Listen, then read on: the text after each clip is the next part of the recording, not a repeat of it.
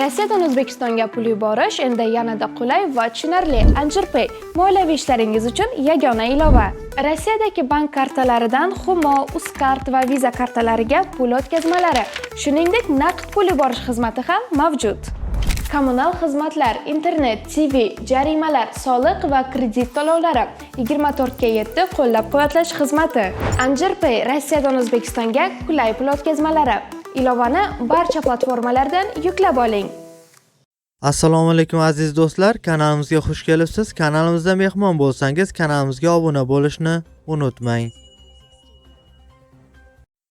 Markaziy bank tomonidan belgilangan xorijiy valyutalarni o'zbek so'miga nisbatan 14-fevral kuni uchun amal qiladigan qiymatini e'lon qildi. Unga ko'ra dollarning rasmiy kursi 54,6 so'mga pastlab, 1 AQSh dollari 12.222 so'm tashkil etdi. Bundan ko'rinadiki, 100 AQSh dollari 1.222.098 so'mga teng bo'ldi.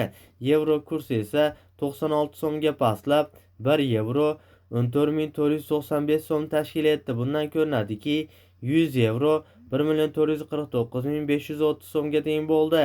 Rossiya rubl kursi esa 0.71 so'mga pastlab, 1 Rossiya rubli 158 so'm tashkil etdi. Bundan ko'rinadiki, 1000 Rossiya rubli 158.380 so'mga teng bo'ldi. Qozoq tangasi esa 0.16 so'mga pastlab, 1 qozoq tangasi 24 so'm tashkil etdi. Bundan ko'rinadiki, 1000 qozoq tangasi 24.680 so'mga teng bo'ldi. Eslatib o'tamiz, har kunlik dollar, yevro, rubl hamda qozoq tanga kurslarini kuzatib borishni istasangiz, kanalimizga obuna bo'lib, qo'ng'iroqcha tugmachasini bosib qo'yishni unutmang. E'tiboringiz uchun kattakon rahmat.